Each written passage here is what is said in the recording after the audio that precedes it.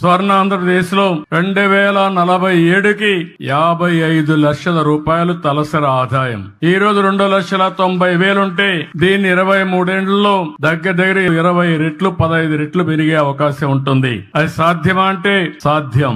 దానికి కార్యాచరణ ప్రణాళిక తయారు చేస్తున్నాం.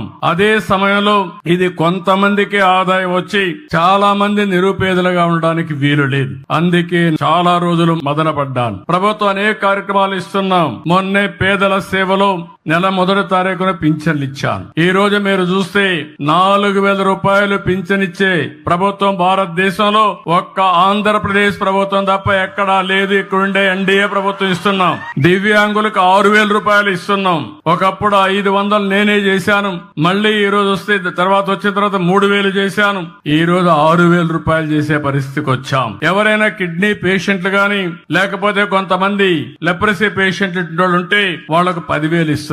బెడ్ కి పరిమితమైనటువంటి వ్యక్తులకి కుటుంబ సభ్యుల్ని కొంతవరకు ఆదుకోవాలని 15,000 రూపాయలు ఇస్తున్నాం. మీరు చరిత్రలో ఎప్పుడన్నా ఎవ్వరు ఈ వారిగా ఇచ్చింది లేదు. మానవతా దృక్పథంతో పనిచేసే ప్రభుత్వం ఈ ఎన్డీఏ ప్రభుత్వం అని చెప్పి మరొక్కసారి మీ అందరికీ విజ్ఞప్తి చేస్తున్నా. అదే సమయంలో మీరు ఒకసారి ఆలోచిస్తే 33,000 కోట్ల రూపాయలు డీబీటీ ద్వారా నెలవారీగా మీకు డబ్బులు పంపిస్తున్నా. ఇవి కాకుండా అన్నా క్యాంటీన్ ఉంది.